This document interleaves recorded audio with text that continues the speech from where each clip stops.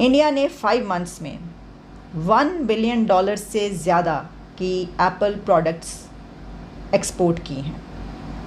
Now this is huge amount, ये कोई छोटी मोटी बात नहीं है। यानी सारी की सारी अपॉर्चुनिटीज इंडिया में, सारा का सारा इन्वेस्टमेंट इंडिया में, इंडिया पर जी डॉलर बरस रहे हैं, लेकिन पाकिस्तान पर क्या बरस रहा है? पाकिस्तान जो है ना वो 1-2 बिलियन के लिए तरस जाता है, ठीक है? और इंडिया तो सिर्फ मोबाइल से इतने पैसे कमा रहा है, ठीक है, मोबाइल सेल करके। मुझे पता चला है ना कि टोटल जो आईफोन की मतलब सेल्स हुई है ना 22% इंडिया ने सेल की है, मतलब अकेले इंडिया ने, ठीक है, पूरी दुनिया के मतलब मुताबिक। अभी मैंने देखा था कि चाइना ने $6 बिलियन के आईफोन इंडिया से मंगवाए हैं। चाइना ने मंगवाए हैं। हालांकि चाइना तो खुद फोन बनाने का मास्टर है। बना रहा है। इंडिया ने अपना रास्ता तय कर लिया मेक इन इंडिया के तहत, बिकॉज उनका स्लोगन था मेक फॉर द वर्ल्ड, अपने लिए नहीं दुनिया के लिए बनाना है। भारत देश ने कसम खा रखी है कि वो चाइना को कहीं का नहीं छोड़ेगा। कहते हैं ना, धोबी का कुत्ता ना घर का ना घाट का। जी बिल्कुल, हम बात कर रहे हैं एक बहुत बड़े रिकॉर्ड की।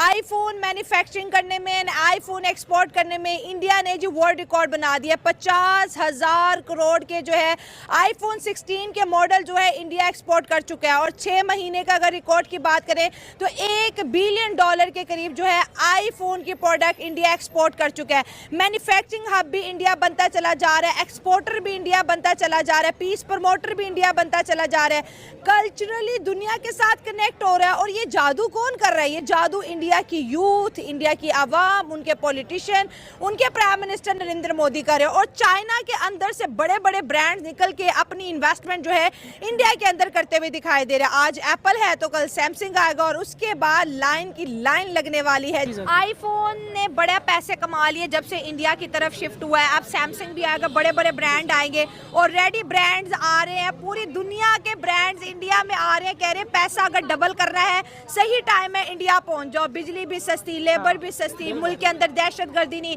गवर्नमेंट भी स्टेबल। मोदी जी का वादा है कि सेमीकंडक्टर में भी इन्वेस्ट करोगे तो रेवेन्यू यहाँ से यहाँ पहुंचा देगी। इंडिया तो पूरी दुनिया का पैसा डबल करके उसको दे रहा है। आईफोन 14 है वो चाइना से एक बड़ा उसका जो है वो चंक उठाकर इंडिया ले जाया जा रहा है और वहाँ पर वो मैन्युफैक्चर होगा। जो एक रिपोर्ट पड़ी थी उसमें कह रहे थे कि जो मतलब 12 कंट्रीज है ना दुनिया की, जिनका दुनिया पे राज चल रहा है, उनमें इंडिया शामिल हो रहा है। इंडिया का राज चल रहा है दुनिया पे। 22% अगर जस्ट इंडिया मोबाइल से रेवेन्यू कर रहा है ना, तो बाकी ऑटोमोबाइल्स, कारें, ये वो, तो इंडिया तो बहुत ज्यादा आगे जा रहा है। हाँ, बड़े पैसे भाई इंडिया पे तो कहते पैसा बरस रहा है। पैसा भी नहीं, डॉलर बरस रहे हैं। डॉलर गाड़ियाँ बना रहा है, मोबाइल बना रहा है, IT में इतना काम कर रहा है कि मोदी का एक और कारनामा देखिए, मोदी ने सिर्फ इंडिया में काम नहीं किया IT में, मोदी ने जो अच्छे लोग पढ़े लिखे थे ना पूरी दुनिया में फैला दिए। मतलब दुनिया, अमेरिका में बड़े बड़े ओहदों पे हैं, कनाडा में देखें, UK में देखें, तो बड़े बड़े ओहदों पे हैं। टॉप 25 कंट्रीज के CEO इंडियंस है ये लेकर हैं बात। उनमें हाँ, इससे बड़ी बात और क्या हो सकती है? देखा जाए तो पाकिस्तान में तो एक स्टोर के लिए लोग तरस जाते हैं। हमारे मुल्क में एक स्टोर नहीं है एप्पल मुझे का। तो नहीं ख्याल कि पाकिस्तान में कोई एक स्टोर भी, इस्लामाबाद में, लाहौर में, कराची में,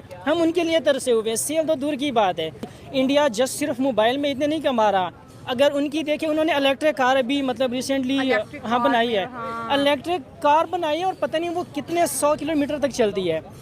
पाकिस्तान तो सोच भी नहीं सकता। मतलब अगर पाकिस्तान इंपोर्ट करना चाहे तो उसके लिए बहुत बड़ा रेवेन्यू तैयार होगा, ठीक है, उसके बाद वो डिसाइड करेंगे कि हमने क्या करना है। इसमें मेरे ख्याल में कोई 10, 12, 15 साल लग जाएंगे। हमारी हैसियत सिर्फ इंपोर्ट करने की, वो भी उधारे पैसों की। क्योंकि जितना भी पैसा आता है ना उससे डबल हम उल्टा दे रहे होते हैं उनको। तो मेरे ख्याल में हमारी इतनी औकात नहीं है कि हम जाके उनसे गाड़ियाँ ले लें, मोबाइल ले लें, ये वो। ठीक है, इंडिया में जब बड़े बड़े ब्रांड्स आते हैं, बड़ी बड़ी इन्वेस्टमेंट आती है, इतने डॉलर्स के छक्के लगते हैं, पाकिस्तान में आते हैं। भाई इंडिया की साजिश है, इंडिया पाकिस्तान में इन्वेस्टमेंट आने नहीं देगा। हमारी जो यानी इकोनॉमिक कंडीशन है ना, हमारी जो हुकूमत है या हमारा मुल्क है, टोटली फाइनेंशियली पैरालाइज्ड है, ठीक है। सबसे पहले तो ये है।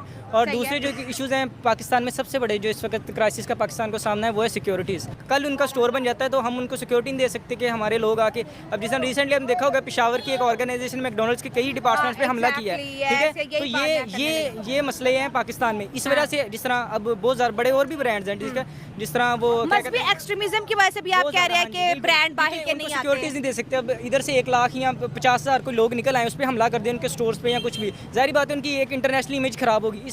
हम लोग थोड़ा सा कर्जा लेते हैं, उससे अपनी हुकूमत 2-3 महीने चलाते हैं, उसके बाद फिर हम लोग वही मांगने वाला काम वेंटिलेटर पे आ जाते हैं। हम आईफोन की बात करें कि इंडिया के अंदर जो है इतने ज़्यादा तादाद में आईफोन बन रहे हैं, वो भी अपने आप में रिकॉर्ड है, जो बिक रहे हैं वो भी अपने आप में रिकॉर्ड है। लेकिन यहाँ पर ये भी बात देखते हैं कि इस वक्त इंडिया की जो आवाम है उनकी जेब में कितना पैसा है, वो आईफोन ईजिली परचेज करें, वो महंगे से महंगे ब्रांड परचेज करें।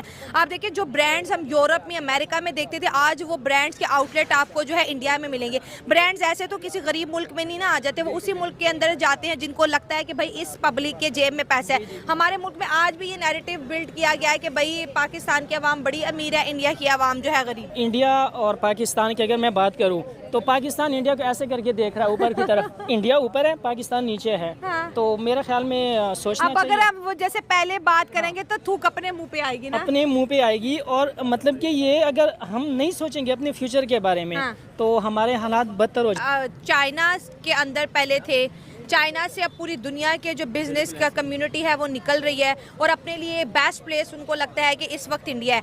क्या समझते हैं ये चंद्रयान 3 जैसे इंडिया ने किया, टेक्नोलॉजी में, सैटेलाइट मैन्युफैक्चरिंग में, सैटेलाइट लॉन्च में, तो क्या ये टेक्नोलॉजी इंडिया की बड़े बड़े ब्रांड्स को अट्रैक्ट करिए कि इस मुल्क के अंदर स्किलफुल वर्कर तो है लेकिन टेक्नोलॉजी भी कमाल की है? मैं तो सीरियसली बहुत जेलस हो रहा हूँ। मतलब ये कहते हैं हमसे जेलस ना हो भाई, हमें कॉपी कर लो ना। हम जेलस हो रहे हैं भाई, हम जेलस इसलिए हो रहे हैं, धुएं निकल रहे हैं। पड़ोसी मुल्क है, कुछ हमें भी साथ लेके चले ना। अब ऐसे तो ना करें कि आप लोग इतने आगे जा रहे हैं, इंडिया इतना सारे आगे जा रहा पैसे है। खुद ही खा रहे हैं। ठीक है, मतलब हालात हमारे अच्छे नहीं है लेकिन कुछ तो ख्याल करें। मतलब हमें भी साथ लेके चले, आईटी में हमें भी कुछ ना कुछ। 10,000 करोड़ इंडियन रुपीस से जेलस हो रहे हो कि आईफोन की जो है आउटलेट भी वहाँ पर है और मैन्युफैक्चरिंग भी है। ये किन चीजों से तुम जेलस हो रहे हो? मैं जेलस इसलिए हो रहा हूँ कि हम पीछे रह गए। क्रॉस बॉर्डर टेररिज्म बंद करोगे तो फिर ही कुछ ही मिलेगा। क्रॉस बॉर्डर टेररिज्म की बात है, वो कहते हैं पाकिस्तान से रिश्ता क्या भाई, दिन में ये जो है दोस्त बनते हैं, रात में ये दहशतगर्द बन जाते हैं। तो आपको नहीं लगता कि हमें दोनों कंट्रीज को बैठ के इस मसले को तो खत्म करना चाहिए ना? मेरे ख्याल में अगर एज अ स्टूडेंट में बात करूँ ना तो पाकिस्तान को टेररिज्म जो है ना, मतलब बात करनी चाहिए वैसे ना। टेररिज्म पे अगर बात करें, ये तो टेक्नोलॉजी की बात है, टेररिज्म पे अगर बात करें ना तो मेरे ख्याल में इंडिया जो है ना, मतलब इंडिया में मोदी ने बहुत ज्यादा जुल्म भी किया लोगों पे। ऐसी अलग बात है, बहुत दोगले हो। अप्रिशिएट करना अलग बात है, ठीक है, अलग बात है। बहुत दोगले हो।